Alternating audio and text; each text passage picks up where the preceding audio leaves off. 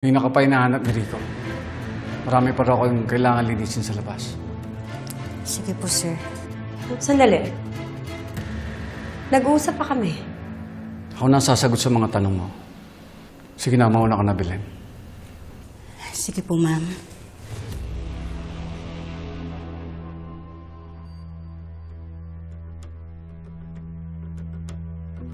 Dumalaw na pala dito ang papa ko noon. Malayo ito sa Minahan, ah. Bakit siya napunta dito? Vivian, what did you do? Ikaw ba ang naglagay ng langis? O yan ah. Huwag na kayong mag-deny dahil huling-huli yung mukha nyo sa camera. Ayan oh. Ayan. May dala pa nga kayo. Ano yan? Yan ba yung langis? Hindi. Hindi langis yan. Pagkain yan.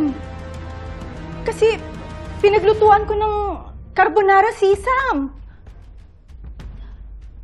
Why? Kasi gusto ko siyang maging kaibigan. Kasi, di ba nangako ako kay Galvan na nung pinayagan niya akong bumalik dito, tumira ulit dito sa bahay na magpapakabait na ako sa lahat. Kaya syempre, gusto kong magpa-good shot sa inyo. Kay Sam. Kasama ko si Rico. Kung gusto niyo, tanungin niyo siya.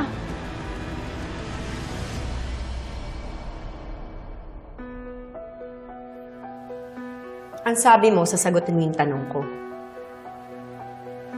Bakit nakapunta dito yung papa ko? Madalas magpunta rito si Ma'am Aurora kapag tambak siya ng trabaho. Minsan, pinapasunod niya ang mga empleyado rito para mag-meeting.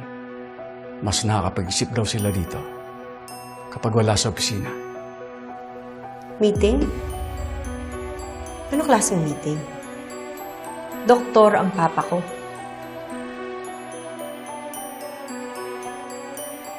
Budget.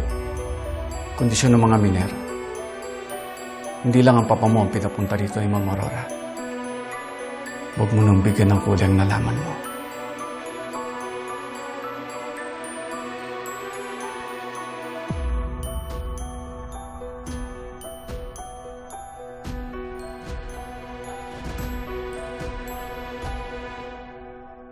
Opo sir, nag-abot si Ma'am Vivian ng carbonara.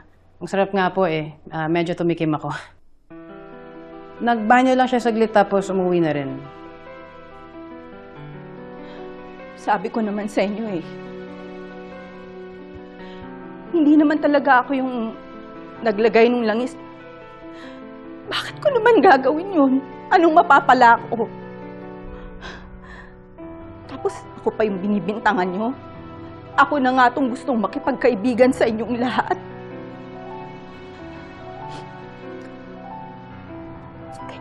It's okay.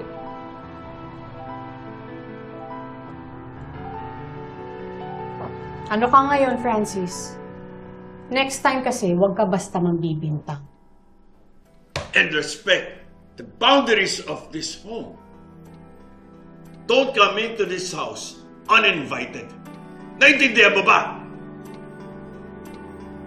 Opo. Oo.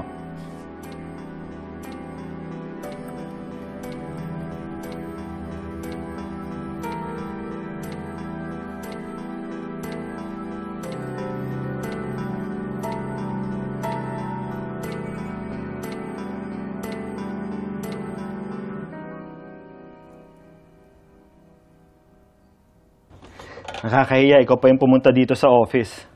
Kagaling mo pa man din sa aksidente. Alam mo kung pwede lang sana ako na yung pumunta sa'yo, kaya lang gagalit si Tito Galvin eh. Hindi ko pa rin mag-gets kung bakit ang init ni Papa sa'yo.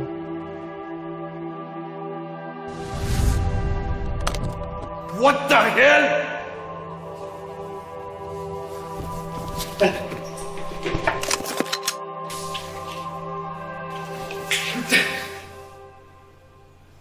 Di ba sinabi ko sa'yo, stay away from my son! Go! Just go! Just go! Just go! Just go!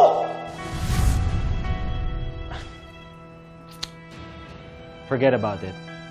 Basta masaya ako, nakita tayo ulit dito. So, welcome to my office. Ito na yon. Coffee, tea... hindi ka nga pala pwede. Buntis ka nga pala. So, what do you want? What do I want? Kasuhan si Sam.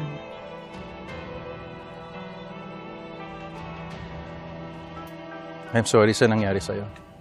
Kamusta na kayo ng baby mo? Okay naman po. Galing ako sa OB kanina. Healthy naman yung baby ko tsaka malakas yung heartbeat. It's good to know, Miss Samantha. Bakit mo ba ako pinapunta dito? Para alamin kung sino naglagay ng langis. Kung matutulungan niyo po ako. Pero meron akong mas urgent na concern, Sarge. Tungkol po to sa pagkamatay ng papa ko.